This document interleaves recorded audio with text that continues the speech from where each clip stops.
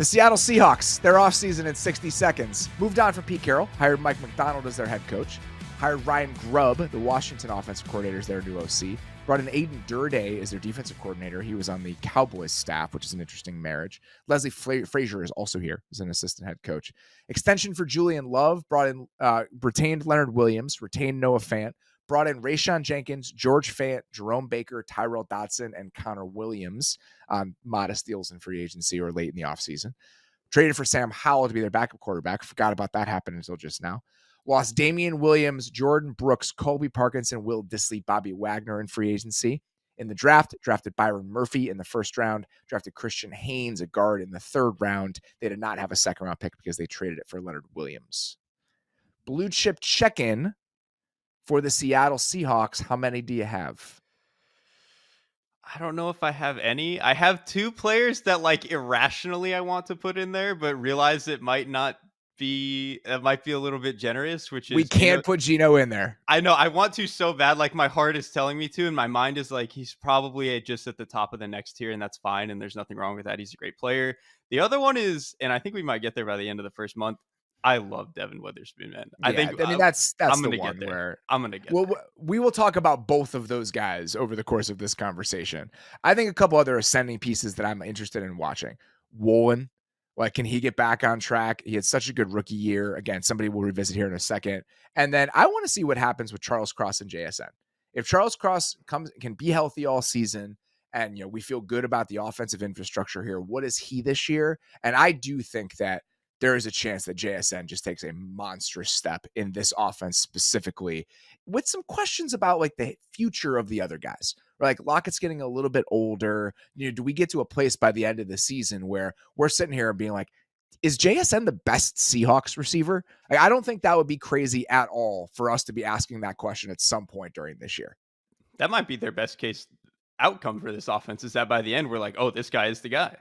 Yeah, I think that probably would be a good thing for them. What significant question marks does this team have in your mind heading into the season?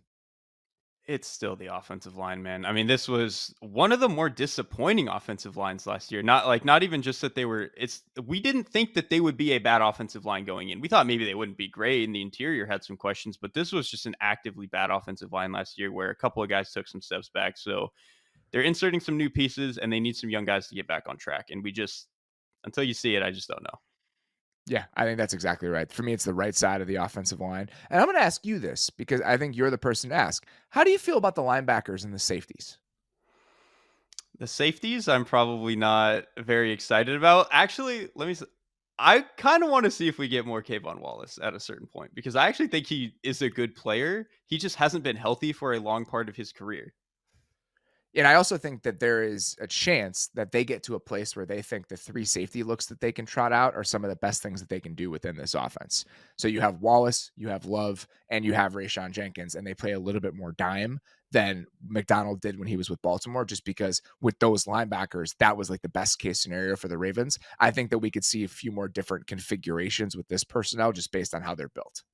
I think that's possible too, because kind of a prerequisite, if you're going to do some of that three safety stuff, is at least two of them need to be able to go hit. Okay, Rayshon Jenkins will do that, and so will Kayvon Wallace. So there you go. You kind of check those boxes, so that's good. What do you watch in the first? Oh, go ahead. The linebackers. Actually, you know what? We're going to get to the linebackers a little bit later. I can. All right, let's save it for a second. Yeah. What are you watching the first month of the season with the Seahawks?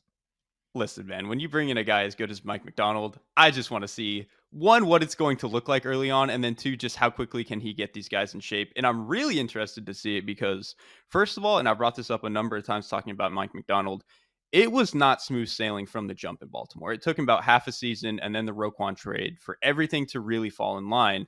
And the Roquan trade is important because I don't think Seattle's linebacking core is bad. I think both Jerome Baker and Tyrell Dodson can fit into certain roles. Neither of these guys are Roquan Smith in coverage, certainly. Neither of them are Roquan Smith running side to sideline, even as run defenders or screen killers and all that sort of stuff. And really, neither of them are Patrick Queen either. So, this is just a very, very different linebacking core than I think that he is used to. And also, I know some people have made the comparison of Kyle Hamilton and Devin Witherspoon.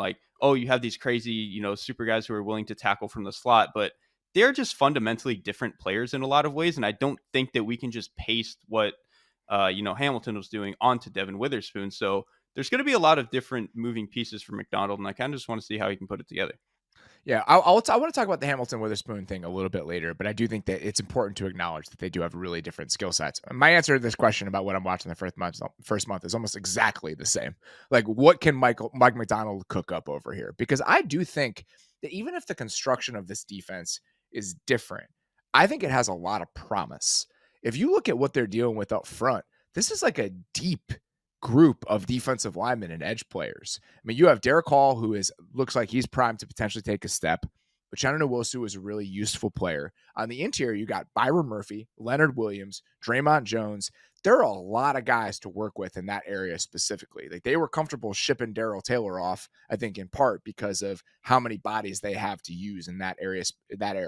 And then you go to corner, and even if we don't think Witherspoon is going to be Kyle Hamilton within this defense, he still has the potential to be like a star level player.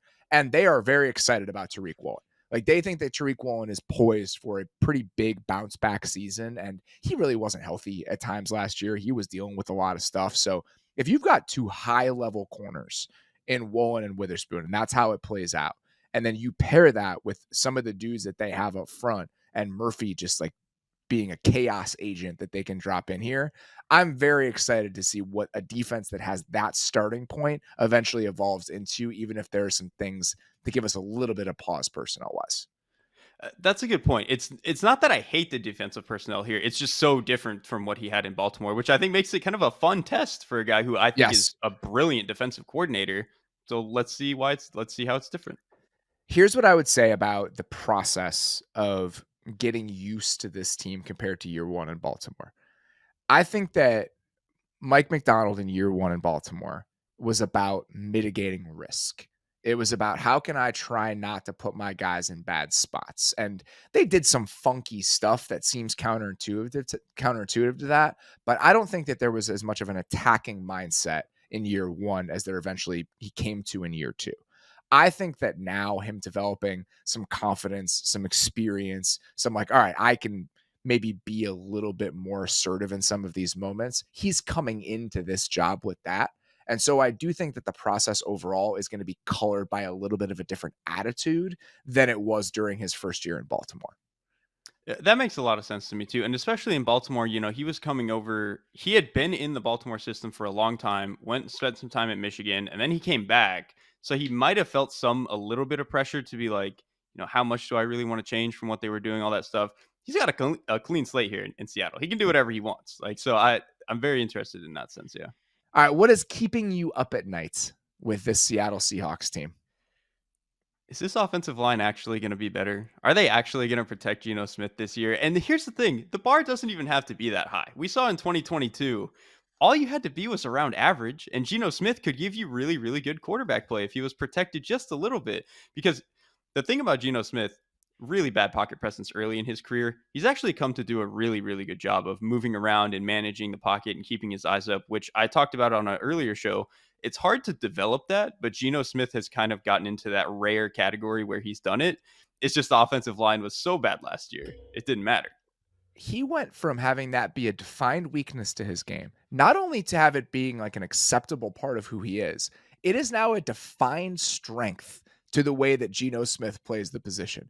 Going from something that nearly torpedoes your career to being something where you're in like the top 5 or 6 guys in the NFL and the way in like that skill specifically, that is a remarkable amount of development. And I think it's important to acknowledge that with Geno.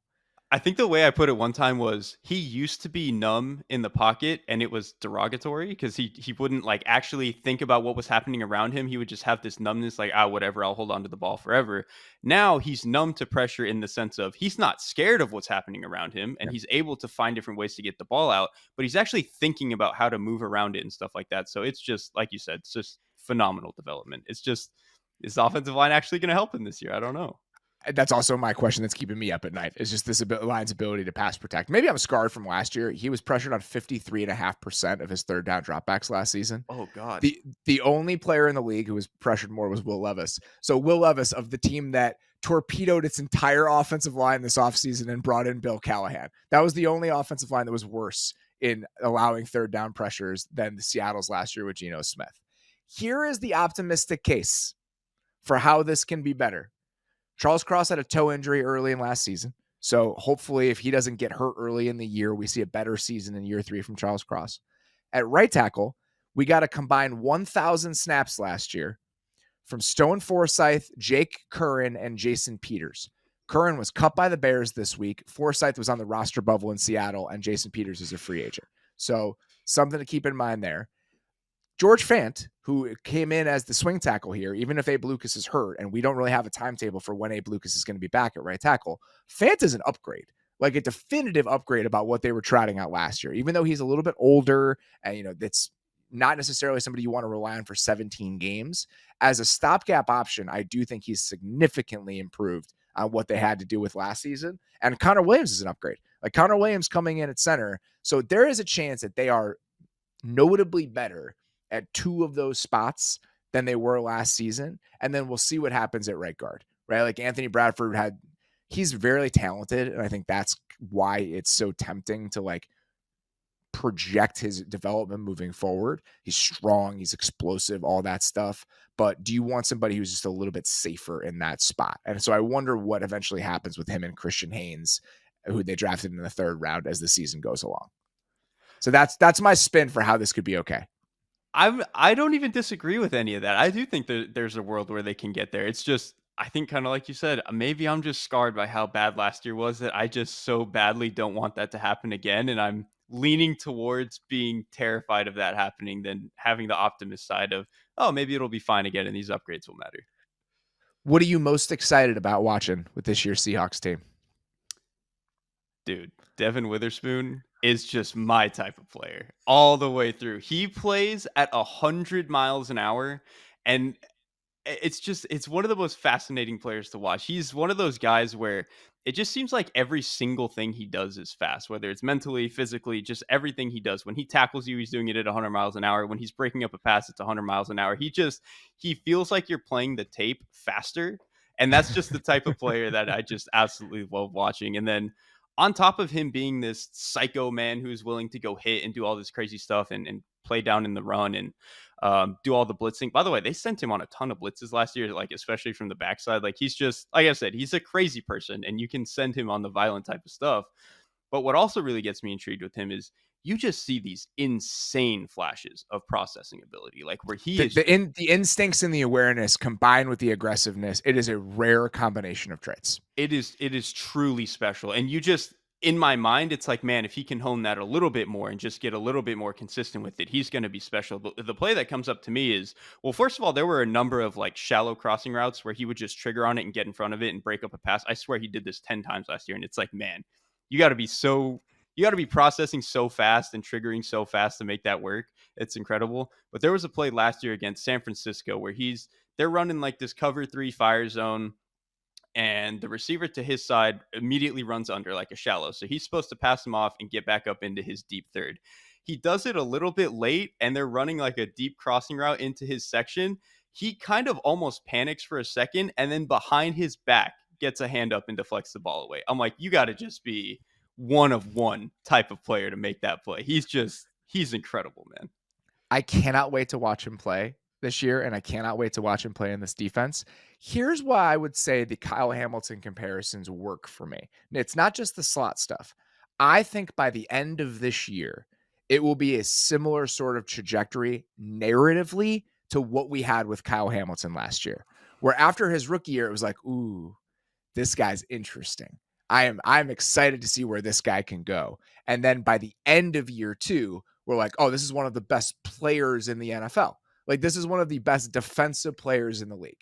That is where I think that Devin Witherspoon can actually be on the Kyle Hamilton track, is as a slot player who plays somewhat of a unique role. I think we're going to get to a place by the end of this season where he's like one of the best 12 defensive players in the league in terms of like how we consider him. Narrative wise, I think it's absolutely spot on. And attitude wise, it's easy to see like both of those guys, why it works is that they're crazy people who will run at you and they will hit and they will tackle at a really, really high level.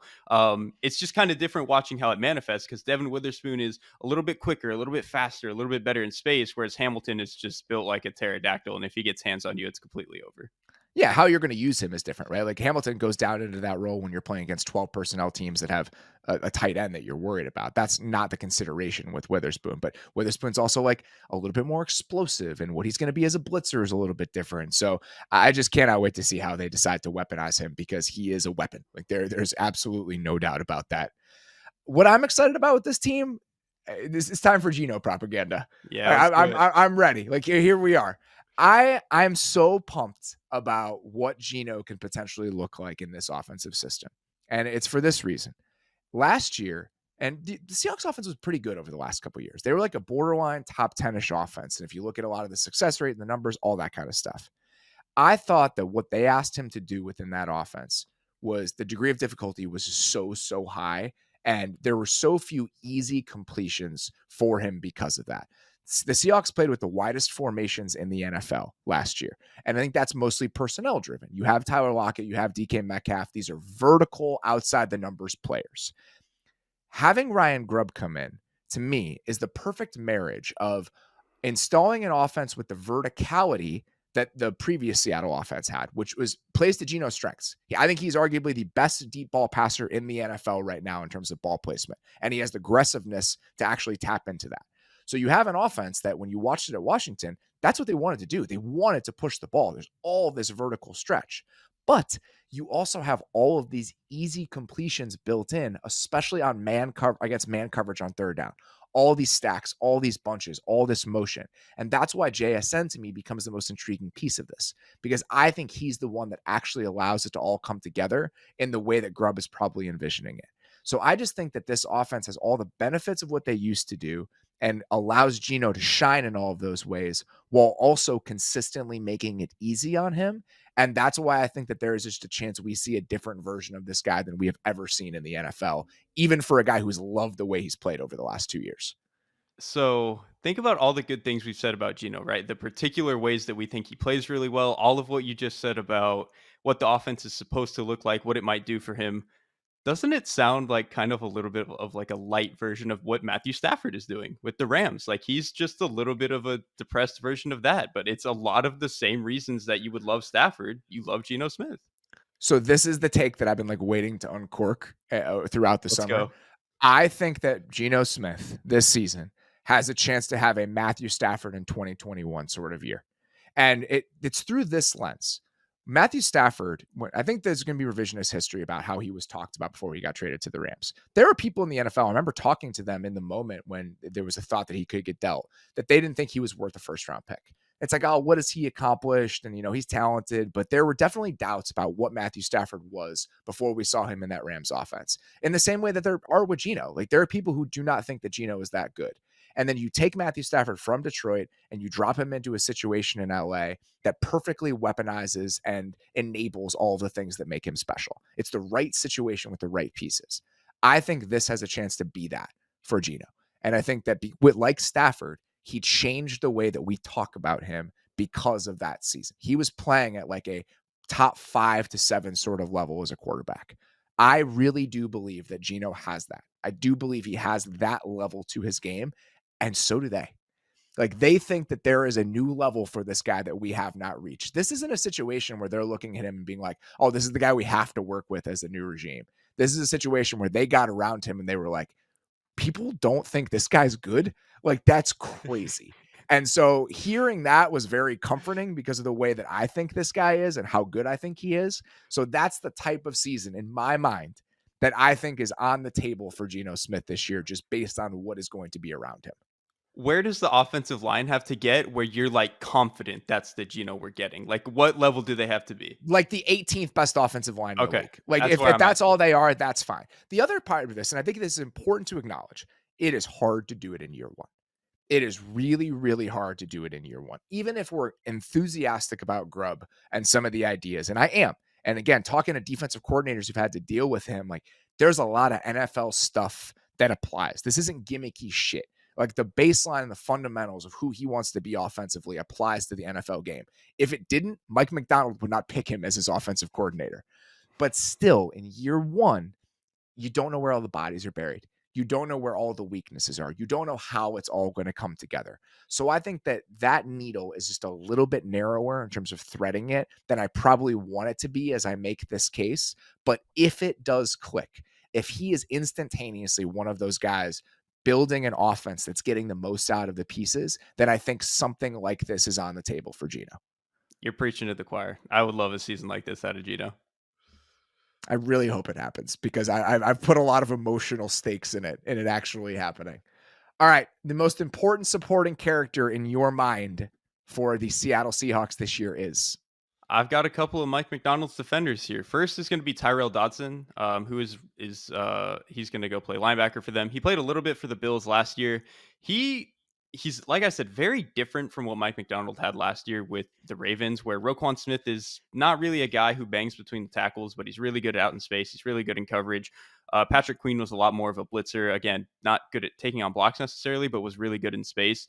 Tyrell Dodson is almost more like a Jawan Bentley, where he's a guy who's willing to play between the tackles, hit a little bit in the run game.